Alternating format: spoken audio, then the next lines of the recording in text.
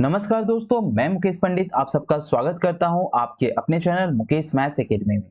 दोस्तों, आज हम लोग मैथ्स की फाउंडेशंस क्लास में profit and loss in discount की बेहतरीन क्वेश्चंस को करने वाले हैं। ये क्वेश्चंस थोड़ी मॉडरेट लेवल होगी जो आपको एसएससी सीजीएल की प्रीलिम्स और टायर 2 और आरआरबी एनटीपीसी के टायर 2 में बहुत ही उपयोगी होने वाली है। ठीक है दोस्तों, तो बस मैं एक रिक्वेस्ट करूंगा कि सेशन को आप लास्ट तक देखें। मेरी दूसरी क्लासेस आरआरबी एनटीपीसी और आरआरसी ग्रुप डी की मॉक टेस्ट स्टार्ट हो चुकी है। मैं यहाँ पर पहले ही लिख दिया हूँ 25 में 25। वाकई यदि आप 25 में 25 लाना चाहते हैं तो इस सेशन को जरूर देखिए।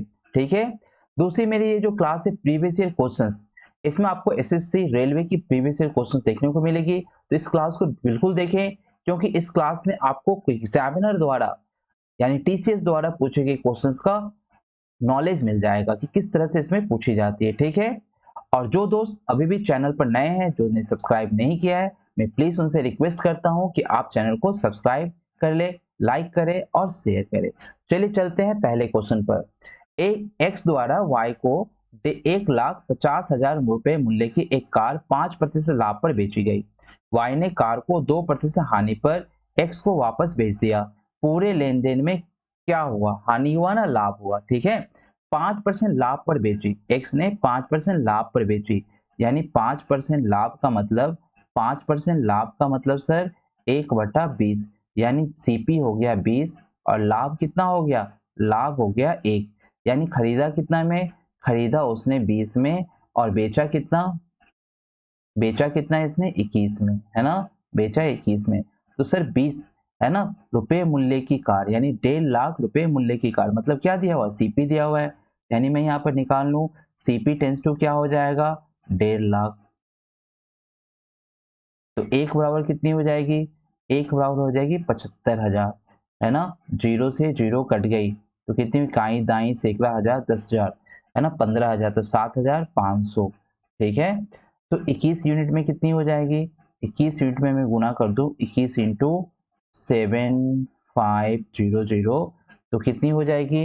अमाउंट हो जाएगी 1,57,000, 1,57,500। ठीक है ना? यानी इन्होंने बिक्री कितना में किया? 1,57,500 में बिक्री किया। खरीदा कितना में था? 1,50,000 रुपए में। ठीक है, लेकिन वाई ने कार को 2% हानि पर एक्स को बेच दिया। अब सर 2% हानि, 2% हानि मन सर 1/50, है ना? यानी खरीदा हुआ कितना में? 50 में, और बेचा हुआ कितना में? 49 में। तो मुझे एक बात बताओ, जितना में ये खरीदा, जितना में ये खरीदा, मतलब y जितना में खरीदा, y की खरीद मूल्य क्या होगी? यही तो होगी ना, यही तो 50 के बराबर होगी ना, क्योंकि यहाँ पर देख रहा हूं, देखो x ने तो y को क्या किया? बेच दिया। यानी y के लिए सेलिंग प्राइस और x के लिए सेलिंग प्राइस, y के लिए क्या हुआ? सीपी हो जाएगा। अब मैं यहाँ देख रहा हूँ 50, यानी जो 50 है ये जो क्रय मूल्य है, इतना ही क्रय मूल्य में खरीदा ना, यानी मैं यहाँ लिख सकता हूँ कि ये y का सीपी है। ये क्या है? y का सीपी है, तो मैं यहाँ लिख सकता हूँ 50। तो मैं यहाँ देख रहा हूँ कि इन दोनों में कितने का अंतर है? एक का हानि हुआ है, तो 50 बराबर कितना हो गया? तो मैं यहाँ 50 बराबर यदि इसको फाइंड आउट करने जाऊं तो देख रहा हूं यहाँ पर कितनी आ जाएगी? 5 3 15 फिर आ जाएगी 5 एकम 5 और 5 25, यानी एक यूनिट में, यानी मैं देख रहा हूं कि एक यूनिट में कितना का अंतर है? 3,150, है ना? 3,150। और आप यहाँ पर क्या देख रहे हो? आप यहाँ पर क्या देख रहे हो कि यहाँ पर एक यूनिट की तो हानि हुई, यहाँ पर एक यूनिट की हानि हुई, और एक यूनिट में कितना निकल के आया? 3,150। ठीक है ना? यानी आपको क्या हुआ? एक्स गेन रुपीज 4,300 में नहीं, वाई लॉस 4,000, ये तो दोनों होगा ही नहीं, ये दोनों तो होगा ही नहीं। एक्स गेन रुपीज, एक्स ने क्या लाभ पाया? एक्स को वापस बेच दिया, तो पूरे लेन देन में क्या हुआ? X lost. एक्स ने कितना लॉस्ट किया? एक्स ने कितना खरीदा? यानी आपसे पूछ रहा है एक्स को वापस भेज दिया, तो पूरे लेन देन में क्या हुआ? पूरे लेन देन में तो हानि हो गई ना। एक्स लॉस 3,550, यानी एक्स को क्या हो गया? लॉस हो गया। ठीक है ना? समझ रहे हो ना? एक्स को क्या हो गया? लॉस हो गया। 3,150 की क्या हो गई? लॉस हो गई। बात समझ में आ रही है? चले नेक्स्ट क्वेश्चन पर। देखिए, एक थोक निर्माता व्यापारी को 10% के लाभ पर एक वस्तु पूरी तरह से बेचता है। थोक व्यापारी इस दुकानदार को 20% लाभ पर बेचता है। दुकानदार इस ग्राहक को 56,100 रुपये में 15% की हानि पर बेचता है। तो विनिर्माता को वस्तु का क्रय मूल्य क्या है? एक निर्माता है, थोक व्यापारी है, जो 10% के लाभ पर एक वस्तु को पूरी तरह बेच देता है, ठीक है। लेकिन हमें सवाल कहाँ से लेना होगा? दुकानदार इस ग्राहक को 56,100 रुपये में 15% की हानि पर बेचता है। देखो यहाँ से मुझे मैथ पकड़ना होगा। 15% हानि पर 56,100 रुपये में 15% हानि पर बेचता है, यानी क्या है? ये एसपी है। ये मेरा क्या है? एसपी है। सवाल को समझो, यानी थोक निर्माता मैंने जो प्रोड्यूसर है, प्रोड्यूसर का क्या हुआ? यहाँ ध्यान सुनना। प्रोड्यूसर ने क्या किसको दिया? होलसेलर को दिया, है ना, थोक व्यापारी को दिया। फिर थोक व्यापारी ने किसको दिया? दुकानदार को दिया, है ना, दुकान को दिया। दुकान ने फिर किसको दिया? दुकानदार ने फिर किसको दिया? कस्टमर को दिया, ठीक है। तो इस तरह से सवाल है यहाँ पर। तो यहाँ पर एक का क्रय मूल्य होगा तो दूसरे का विक्रय मूल्य होगा, है ना। यानी जिसका एक का क्रय मूल्य दूसरे के विक्रय मूल्य के बराबर होगा, या एक का विक्रय मूल्य दूसरे के क्रय मूल्य के बराबर होगा, ठीक है ना। तो यहाँ पर एक निर्माता थोक व्यापारी ने 10% के लाभ पर एक वस्तु पूरी तरह से बेचता है। थोक व्यापारी इसे एक दुकानदार को 20% लाभ पर बेचता है।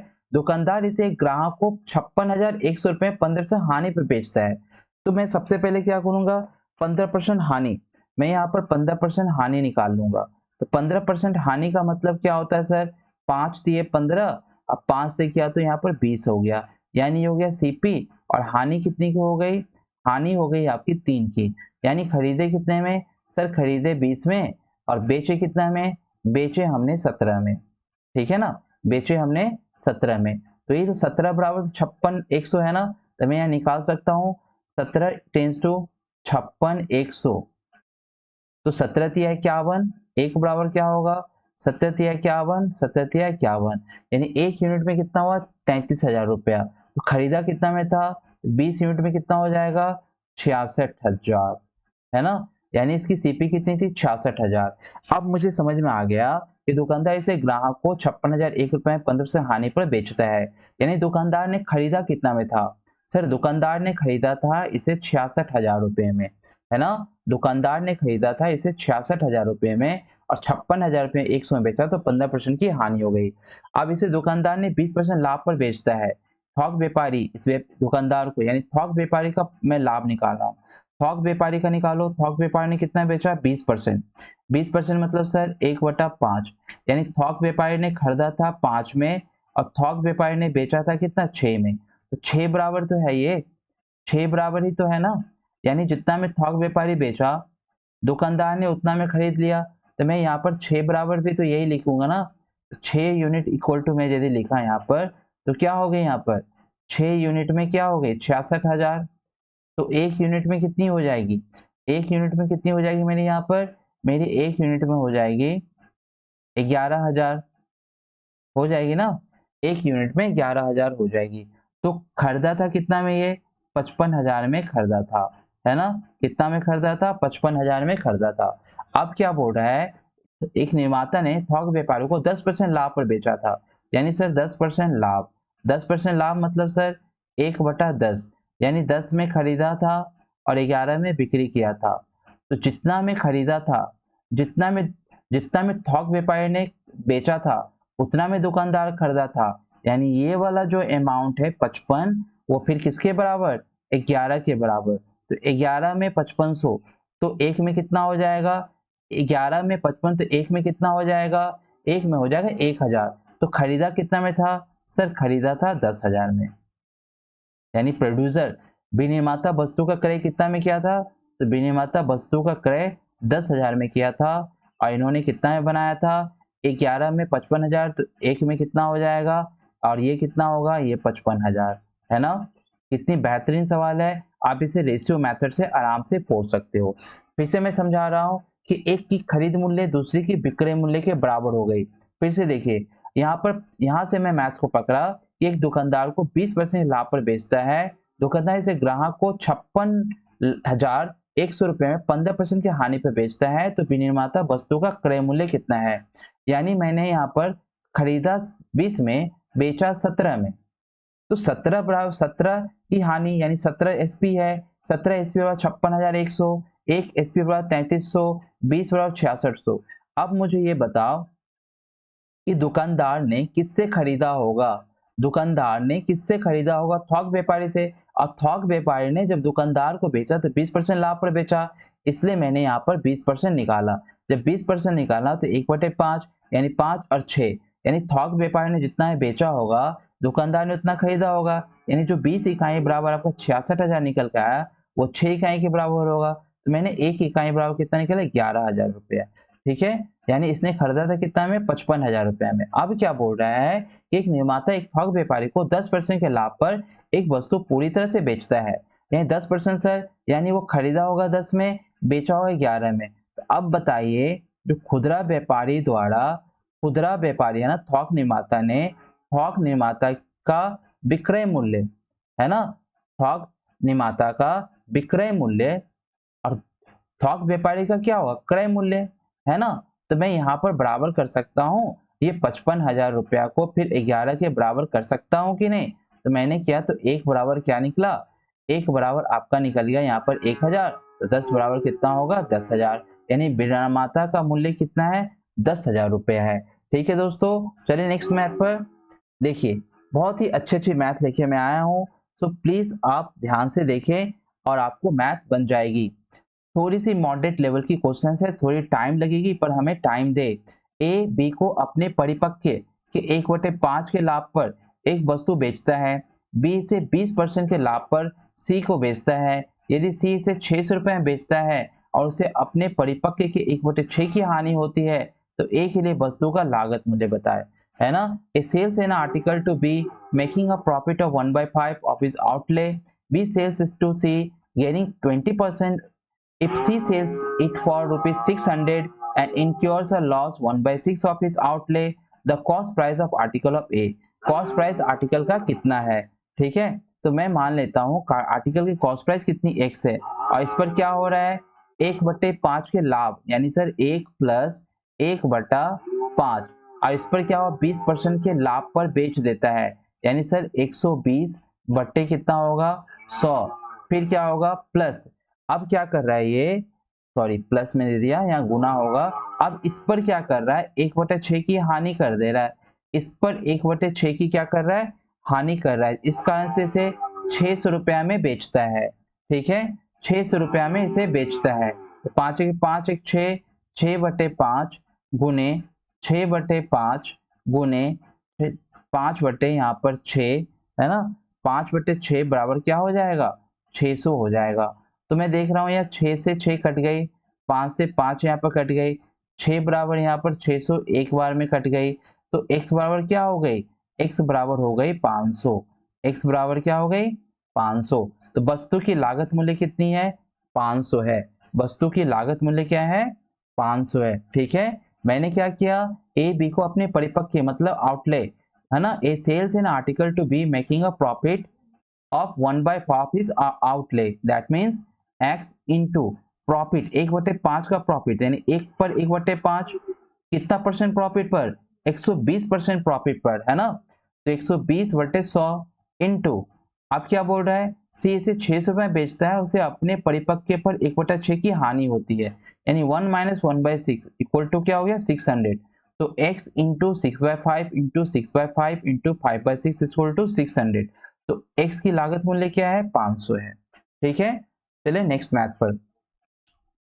ए बी को 10% लाभ पर एक सूटकेस बेचता है। ए बी को 10% लाभ पर एक सूटकेस बेचता है, बी से 30% लाभ पर सी को बेचता है। यदि सी इसके लिए 2,860 रुपीज का भुगतान करता है, तो इसे किस कीमत पर खरीदा होगा वो मुझे बताए। यानी सी ने इसके लिए 2,860 रुपये भुगतान करता है। देखिए सवाल को कहाँ से पकड़ेंगे, मैं हमेशा बोलता हूँ कि भुगतान करना, भुगतान करना मतलब वो खरीद लिया ना। यदि सी इसके लिए 2,860 रुपया का भुगतान करता है, दैट मीन्स क्या किया? वो खरीदा है। ठीक है, तो बी ने इसे 30% लाभ पर सी को बेचता है, सी को बेचता है, यानी बी का विक्रय मूल्य, बी का बी का बी का एसपी बराबर सी का क्या होगा? सी का क्या होगा? सी का सीपी होगा। तो मुझे यहीं से मैथ निकल जा रही है, यानी बी का मैं यहाँ पर दिखा रहा हूँ। तो बी परसेंट कितनी है यहाँ पर 30%। 30% स्कूल क्या हो 3/10, यानी खरीदा वो कितना में 10 में, बेचा वो कितना में 13 में बेचा, यानी 13 बराबर क्या है, यानी बी की जो विक्रय मूल्य है सी का क्या है क्रय मूल्य है, यानी मैं 13 यूनिट बराबर 2860। तो 1 यूनिट में क्या 13 दूनी 26, 13 दूनी 26, ठीक है। कितनी आ जाएगी 220 रुपया। एक यूनिट में कितनी आ जाएगी 220 रुपए, यानी खरीदा था कितना में, ये खरीदा था 2200 में और बेचा कितना में 2860 रुपया में, ठीक है। अब ए ने बी को 10% लाभ पर एक सूटकेस बेचता है। ए बी को 10% लाभ पर एक सूटकेस बेचता है, तो मैं यहाँ पर ए का निकालूंगा। ए का कितना है 10%, ए का जब 10% है यानी 1/10। ए ने खरीदा कितना में 10 में, बेचा कितना में, बेचा 11 में, ठीक है। तो आप मुझे बताओ ए का जो विक्रय मूल्य होगा बी का क्या होगा क्रय मूल्य होगा, यानी 11 बराबर फिर से मैं 2200 कर सकता हूं। तो 11 बराबर क्या होगा 2200 होगा, यानी 1 बराबर क्या होगा 200 होगा। तो 10 बराबर क्या होगा 2000 रुपया होगा, यानी कितना में खरीदा था 2000 में खरीदा था, ठीक है ना। तो वो जिस कीमत पर खरीदा तो वो मूल्य क्या है, यानी 1 बराबर 11 बराबर 2200, 1 बराबर 200, तो 10 बराबर कितनी हो जाएगी 2000 रुपये हो जाएगी, ठीक है। बस आपको इसमें यह समझना था कि किसी एक का विक्रय मूल्य है तो दूसरे का क्रय मूल्य है। One of SP and other is cost price, okay. चलिए, एक आदमी दो वस्तुओं को 99 रुपये में प्रत्येक पर बेचता है। देखिए ये बहुत ही अच्छी सवाल है। यदि कोई आदमी प्रत्येक वस्तु को समान मूल्य पर बिक्री करे या खरीदे, एक पर उसे 10% का लाभ होता है, दूसरे पर उसे 10% की हानि होती है, तो पूरे लेन देन पर उसका लाभ या हानि प्रतिशत क्या होगा। इस तरह के जब भी सवाल हो तो सक्सेसिव डिस्काउंट यदि हम दो तरीका से मैं बताता हूँ। यदि सक्सेसिव डिस्काउंट लगाएंगे तो क्या हो 10% की क्या लाभ हो रहा है सर, 10% का लाभ मतलब मैंने बता दिया है कि क्या होगा 10 से 11 होगा, है ना। फिर 10% की प्रॉफिट हो रही है तो क्या होगा 10% का लाभ हो रहा है, दूसरा 10% की हानि हो रही है, तो 10 से क्या होगा 9 होगा। तो आप देख रहे हो यहाँ पर 100 और यहाँ क्या देख रहे हो 99, कितनी की हानि हुई, एक की हानि हुई, किसके रिस्पेक्ट में 100 के रिस्पेक्ट में, गुने कितना 100। तो आप यहाँ भी देख रहे हो कि 1% का क्या हो गया हानि हो गया, 1% का क्या हानि हो गया। और दूसरी जब समान क्रय मूल्य और समान विक्रय मूल्य हो तो क्या करते हैं डायरेक्ट ये फॉर्मूला बैठाते हैं x² अपॉन 100, ठीक है। तो यहाँ पर क्या हो जाएगा -10 इंटू 10 इंटू 100, तो यहाँ पर क्या आ गया मेरा -1%। -1% क्या डिनोट करता है लॉस 1%, ठीक है। दूसरी सवाल भी देखिए, इसीलिए मैं बोलता हूं कि हमेशा सक्सेसिव से बनाइए, दूसरी सवाल से आपको एहसास हो जाएगा।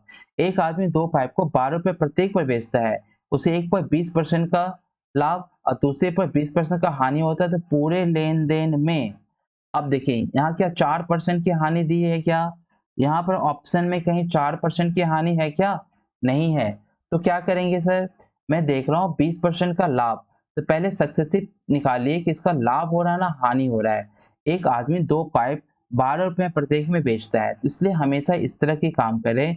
20% का क्या है लाभ है, यानी ऊपर गया ही है, तो 1/5, 1/5 मतलब सर 5 से क्या हो गया 6, फिर 20% है तो 20% हानि हो गई, यानी फिर 1/5, यानी 5 से क्या हो गई 4। आप देख रहे हो ना यहाँ पर 25 25 और 6 चौक 24, यानी कितने का हानि हो रहा है एक का, किसके रिस्पेक्ट में सीपी के रिस्पेक्ट में, इनटू क्या होगा 100, यानी ओवरऑल यहाँ पर हानि कितनी की हो रही है 4% की हानि हो रही है। तो क्या सर ऑप्शन है क्या, यहाँ ऑप्शन में ट्विस्ट है, इसलिए कि इस तरह के सवालों को लेकर मैं आया हुआ हूँ, ठीक है। अब क्या करना है यहाँ पर, बोला एक आदमी दो पाइप को 12 रुपये प्रत्येक में बेचता है, उसे एक पर 20% का लाभ दूसरे पर 20% हानि होती है, तो पूरे लेन देन में क्या है, ठीक है। पूरे लेन देन में आखिर है क्या, क्या बात है पूरे लेन देन में। तो मुझे क्या करना होगा, मुझे क्या करना होगा देखिए, यानी मेरा पास जो नेट, यानी मेरा पास जो नेट जो माने जो लॉस हुआ कितना हुआ, 96% का हुआ। कितना परसेंट का हुआ, वो 96% का हुआ, ठीक है ना। तो सर 96%, दो पाइप 12 रुपये प्रति बेचता है, यानी मुझे क्या करना होगा यहाँ पर मैं क्या करूंगा, मैं यहाँ पर करूंगा कि 4% इक्वल टू 4%, ध्यान देना, 4% इक्वल टू क्या हो जाएगा, 24 हो जाएगा एसपी। तो 1% में क्या हो जाएगा, 24 बटे कितना हो जाएगा, 24, 4% है ना, 4%, सॉरी 96%, हाँ मैं गलती कर दिया, 96%, 96% में कितना है आपका, 24 पेन है, तो 1% में कितना होगा, 24/96। तो आपको 4% में कितना होगा, तो क्या करना होगा, 24/96 गुने 4। तो 24 और 24 कट गई, क्या आ गई, 24, 24 चौके 96, में से अच्छा से लिख देता हूं यहाँ पर। 1% में क्या हो जाएगा, 1% में हो जाएगा आपका 24/96। तो 96% में कितना हो जाएगा, 24/96 गुने 4। अब 24 चौके 96, यानी क्या हो गया, 1, यानी कितने की लॉस हो जाएगी, 1 की लॉस हो जाएगी। कितने की लॉस हो जाएगी आपकी, 1 रुपए की लॉस हो जाएगी। यहाँ परसेंटेज दिया था क्या, यहाँ कहीं भी परसेंटेज नहीं है, इसलिए मैं प्रेफर करता हूँ कि आप सक्सेसिव मेथड से बनाए मैथ, कभी गलती नहीं होगी, ठीक है। आप इसके चक्कर में ना रहें कि 20% लाभ हुआ, 20% हानि हुआ, तो आप फटाक से यहाँ पर 4% हानि है क्या, 4% हानि है ना, नहीं ना। यहाँ क्या पूछा है, मूल्य पूछा है, पूरे मूल में, पूरे लेन देन में मूल्य पूछा है। आप इंग्लिश में ही पढ़ सकते हो, the man sells 2 pipes at ₹12 each, he gains 20% on one and losses 20% other in the whole transaction there is, okay। चलिए नेक्स्ट मैथ पर। एक आदमी ने 1008 रुपए में 2 बकरियां खरीदी, उसने एक को 20% की हानि पर और दूसरे को 44% के लाभ पर बेचा, ठीक है। यदि प्रत्येक बकरी की समान मूल्य पर बेचा होता, यहाँ पर देखिए, यदि प्रत्येक बकरी को समान मूल्य पर बेचा जाता तो हानि पर बेची गई बकरी का क्रय मूल्य क्या था, ठीक है। क्या करेंगे, तो यहाँ पर हम यहाँ पर सक्सेसिव लगा सकते हैं, लेकिन सक्सेसिव लगाकर कोई फायदा नहीं होगा, क्योंकि आप सवाल को पहले समझे। यदि बकरी, प्रत्येक बकरी को समान मूल्य पर बेचा जाता तो हानि पर बेची गई बकरी का क्रय मूल्य कितना है। यानी मैं देख रहा हूँ कि एक को 20% हानि पर, दूसरे को, तो मैं एक को x मान लूं, अब 20% हानि पर यानी 80/100, 80/100 मतलब 4/5, ठीक है, बराबर। दूसरे को 144% लाभ, यानी 144 बटा क्या, 100, किससे कटेगी ये, 144/100 किससे कटेगी। तो यहाँ पर करने का जरूरत नहीं था, ये भी करने का जरूरत नहीं था, मैं ऐसे ही बना दे रहा हूँ कि परसेंटेज देने का क्या जरूरत है मुझे। x का 80% बराबर y का 144, है ना, दोनों को नीचे 100 से कट ही जाएगी। अब यहाँ क्या कर रहा हूँ मैं, यहाँ यदि मैं काटूंगा तो किससे कट जाएगी, 16 से कट जाएगी, है ना। 16 नमा 144 और 16 बचे, यानी सर x बटे वाई क्या हो जाएगा, 9/5। अब सर दोनों बकरियों को खरीदी कितनी है, 9 5 14, यानी सर 14 इकाई बराबर कितनी हो जाएगी, 1008। तो एक इकाई बराबर क्या हो, 14 सत्ते 98, 14 सत्ते 98, 14 दूनी 72, ठीक है ना। तो आपसे क्या पूछा है, हानि पर बेची गई बकरी, हानि पर x को ही बेचा गया था ना, यानी 9 बराबर कितना होगा, 9 गुने 72, ठीक है। तो 9 दूनी 18, 9 से 63, 63 एक 64, यानी 648 रुपए में, 648 रुपए में हानि वाली बकरी को खरीदा गया था, ठीक है। बहुत ही बेहतरीन सवाल है। जब अब कपड़े की कीमत में 25% कमी आ जाती है, कपड़े की कीमत में यदि 25% कमी की गई तो बेचे गए कपड़े की मात्रा में 20% वृद्धि हुई, दुकान की सकल प्राप्तियों पर क्या प्रभाव पड़ा।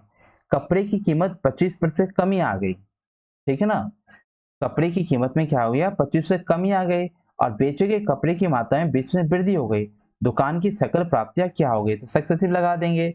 कमी आ गई मतलब -25, वृद्धि आ गई मतलब +20, फिर यहाँ माइनस, यहाँ क्या हो जाएगा 25 गुने 20 बट्टे क्या हो जाएगा 100 हो जाएगा।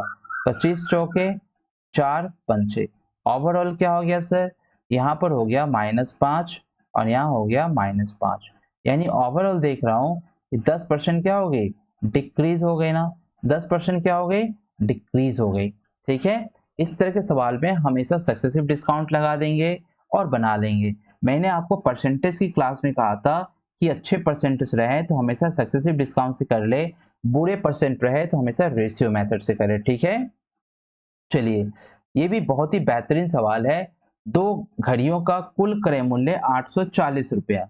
दो घड़ियों का कुल क्रय मूल्य, कुल है देखिए यहाँ पर कुल क्रय मूल्य मतलब इसमें किसी का पता नहीं, एक को 16% के लाभ पर और दूसरे को 12% की हानि पर बेचा जाता है। पूरे लेन देन में कोई हानि या लाभ नहीं हुआ, यानी बेचने के बाद क्रय मूल्य और विक्रय मूल्य बराबर है, लेकिन एक को तो बेचा गया 16% लाभ पर ना, तो उस घड़ी का क्रय मूल्य है जिस पर दुकानदार को लाभ होता है।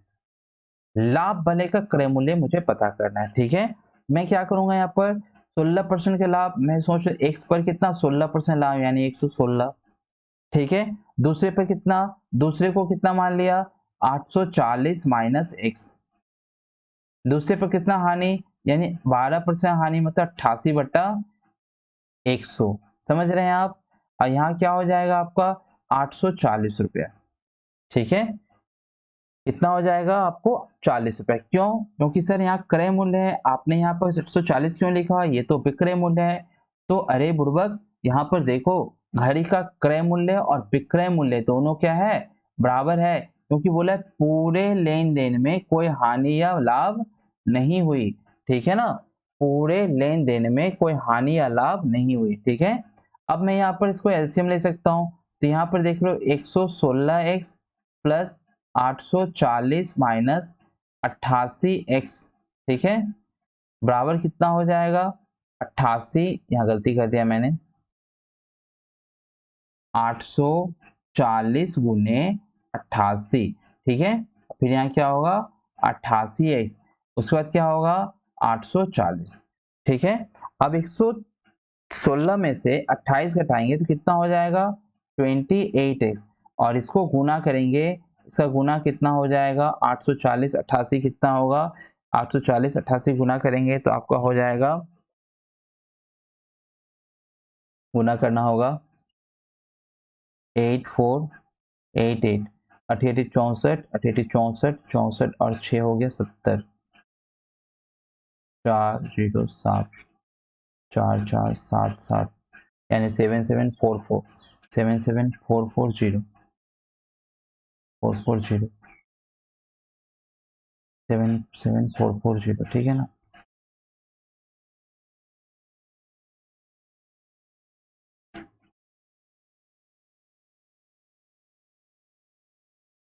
अट्ठासी को 84, 4 8 32, 4 8 35, 35 हो गया, 8 8 64, 64 70, 4 9 3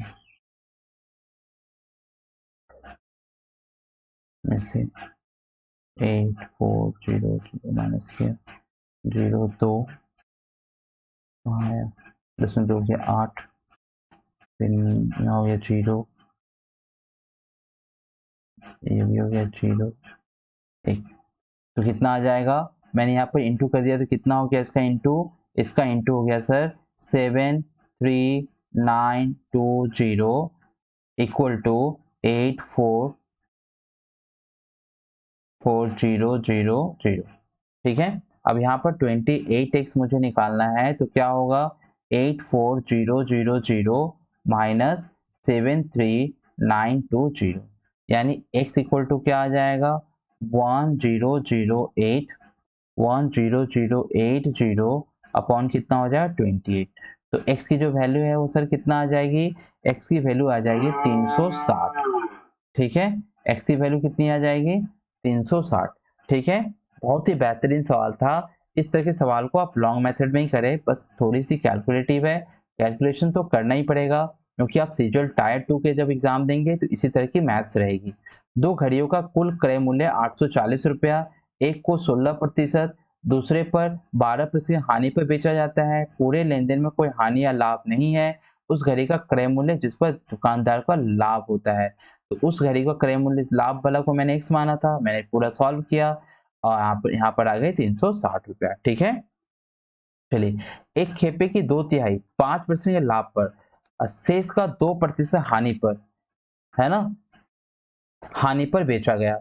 कुल लाभ हो गया 400 रुपया। तो माल का मूल्य कितना था? माल का मूल्य कितना था? कितनी बेहतरीन क्वेश्चंस है। आप इस बेहतरीन क्वेश्चंस को खुद से बनाने का कोशिश करें। यानी 2/3 of consignment was sold at profit 5% and the remainder at the loss 2%। If the total profit was 400 then the value of consignment was, है ना, वैल्यू ऑफ कंसाइनमेंट वाज। तो देखिए 2/3 पर कितने का लाभ हुआ? 2/3 पर 5 का लाभ हुआ। तो यहाँ पर लिखिए 2/3, 5 का लाभ मतलब सर x/20 माइनस, फिर क्या बोल रहा है शेष पर, तो शेष कितना हो 1/3। 1/3 पर कितने का लाभ हुआ? 1/50 का, 1/50 का हानि हो गया। यानी कितना हो गया? 1/50 का हानि हो गया, है ना। तो बोल रहा है यहाँ पर इस तरह से 400 रुपया कुल लाभ कितना हुआ? 400 रुपया। कुल लाभ कितना हुआ? 400 रुपया हुआ। तो यहाँ पर मैं देख सकता हूँ यहाँ पर कट गया तो कितना हो गया 10, यानी 1/30 माइनस 1/150 बराबर 400 यूनिट के बराबर है। तो मैं यहाँ पर निकाल सकता हूँ 150, 0 कट गया 5 और यहाँ पर कितना 1, यानी बराबर 400 के बराबर है। तो 4/150, 4/150 किसके बराबर है? 400 के बराबर है। तो ये और ये कट गया तो मैं देख सकता हूँ 4/150 100 के बराबर है। तो 150 किसके बराबर होगा? 150 ही तो मेरी कुल माल है ना। 150 किसके बराबर होगा सर? 15,000 के बराबर होगा। ठीक है, कितने के बराबर होगा? 15,000। यानी जो एलसीएम निकल के आता है वही तो कुल माल है ना, मालों का मूल्य, है ना। तो मालों का मूल्य क्या हो जाए? मैंने सारा खेल यूनिट डिजिट में कर दिया। 2/3 का 1/5 में से लाभ यानी 1/20 में से क्या किया? लाभ में से शेष का 2% जो हानि बेचा उसे हटा दिया। जो लाभ निकला 400 रुपया जो लाभ है ना, वो आ गया। तो इतनी यूनिट में 400 रुपया, तो 150 में कितना? 15,000 रुपया। ठीक है, एकदम A1 क्लास की मैथ्स है। एक आदमी कृषि भूमि पे खेत पर 3,60,000 रुपए में खरीदता है। वो 1/3 को 20% की हानि पर और 2/5 को 25% लाभ पर बेचता है। 10% का कुल लाभ अर्जित करने के लिए उसे शेष खेत को किस कीमत पर बेचना चाहिए? ठीक है, बेहतरीन सवाल है दोस्तों, इसे आप जरूर करें। क्योंकि देखिए पहले क्या करता है 3,60,000 खरीदता है और वो 1/3 को 20% लाभ पर, 1/3 को 20% लाभ पर मतलब सर 3,60,000 का 3,60,000, 3,60,000 को क्या करें? 3,60,000 को आप कितना परसेंट किया? 1/3 को 20%, यानी 20% किया ना, 1/3 को 20%, 2/5 को 25% और यहाँ पर 10% का लाभ पहुंचाता है। यानी 3,06,000 का कितना हुआ? 20%। 20% मतलब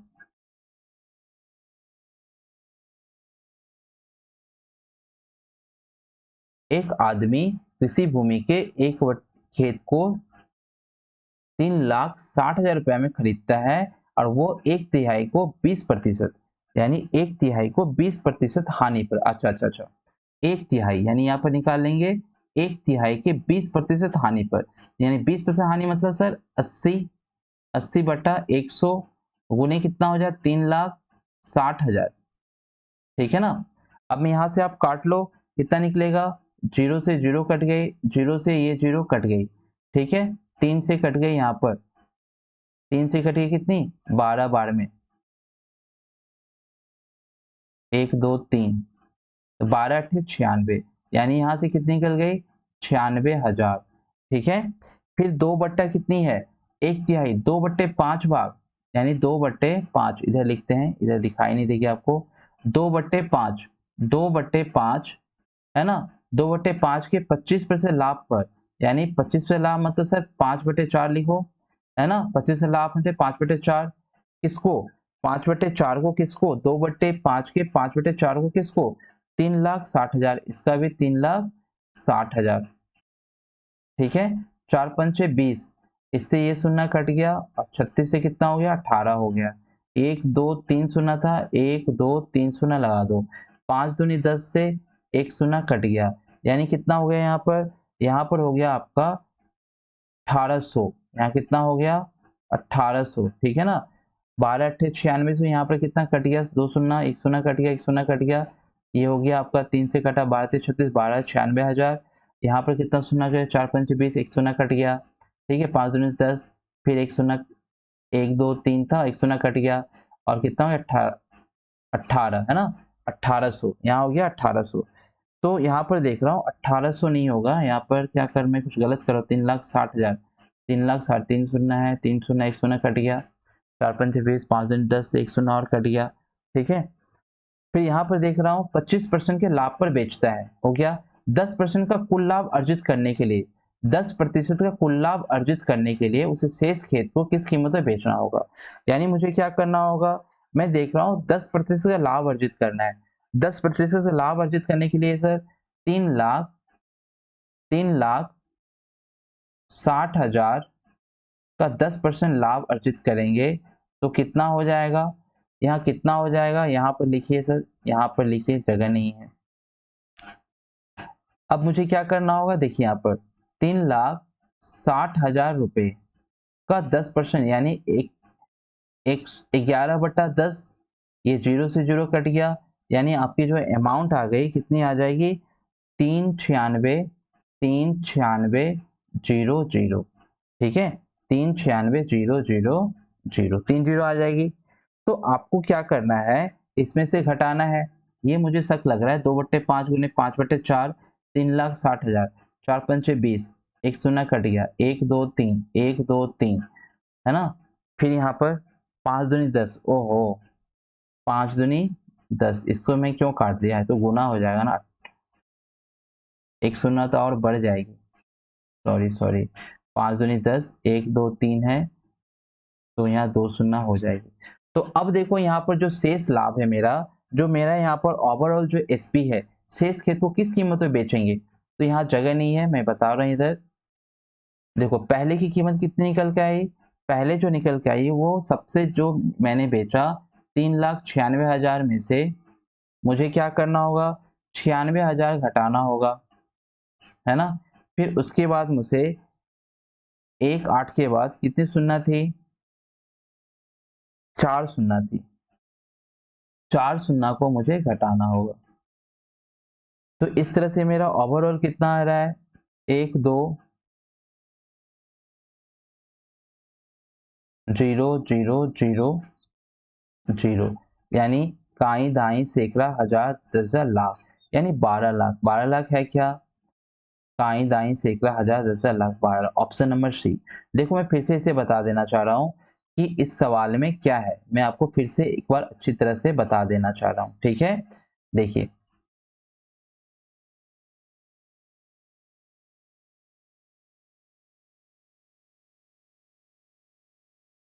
हुआ क्या, एक आदमी कृषि भूमि का खेत का 3,60,000 रुपये खरीदता है, वो 1/3 को 20% के हानि पर और 2/5 को 25% के लाभ पर बेचता है।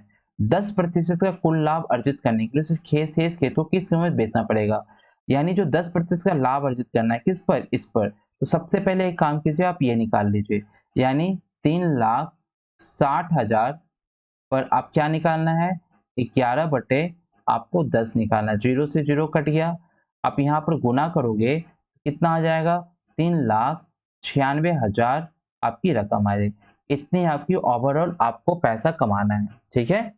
अब आपने कंडीशंस क्या कर दिया सर, कि 1/3 को, यानी 1/3 को 20% की हानि पर, 20% हानि मतलब 4/5 को, है ना, 20% हानि पर बेचा किसको, इसी धन को, ये वाला जो है मूल्य, इसको आपने बेचा। तो 5 थी यहाँ पर 15, है ना, 5 थी यहाँ पर 15 और 15 से आपने काटा तो कितना हो गया 15 दूनी 30, 15 चौका 7, 1 2 3 और 24 चौके कितना हो गया 96। एक रकम आ गई आपकी 96,000 ये। अब आपने क्या किया 2/5 यानी 2/5 यहाँ दिखाई नहीं देगी, यानी 2/5, 2/5 को आपने क्या किया 25% लाभ पर यानी 125 बट्टा क्या हो गया 100, है ना, लाभ पर बेचता है किसको 3,60,000 को। ठीक है, तो आपने देखा 0 से 0 कट गया, 0 से 0 कट गया, 5 से आपने भागा लगाना कोशिश किया तो 5 सत्ते 35, 5 दूनी 10। अब यहाँ पर आप सबको गुना करेंगे तो आपका आ जाएगा 1 इकाई दाई सैकड़ा हजार 10,000 लाख, 1,80,000 रुपया आपको यहाँ पर आ जाएगा। ठीक है, तो आपने देखा कि यहाँ पर एक को इतना बेचे, एक को इतना बेचे, तो ओवरऑल क्या हुआ, तो ओवरऑल के लिए यहाँ पर क्या करना पड़ा आपको 3,96,000 में से 96,000 1,80,000 को क्या करना पड़ा, सबको घटाकर आपको ओवरऑल ट्रांजैक्शन निकालना पड़ा। ठीक है, तो इससे हम ये जो अमाउंट है बोला गया था शेष के तो किस कीमत पर बेचना चाहिए, शेष कीमत को इस कीमत पर बेचना चाहिए। ठीक है दोस्तों, तो कैसा लगा आपको सेशन आप कमेंट बॉक्स में जरूर बताएं ताकि मैं अपने पढ़ाने के तरीकों को कुछ बदल सकूं। यदि आपको अच्छा ना लगे वो भी बताएं, अच्छा लगा वो भी मुझे बताएं ताकि मैं अपने आप को और भी इम्प्रूव कर सकूं। ठीक है दोस्तों, तो इस तरह के बेहतरीन सेशन को फिर से करने के लिए फिर से मिलेंगे एक बार नए तरीके से। तब तक के लिए जय हिंद, नमस्कार।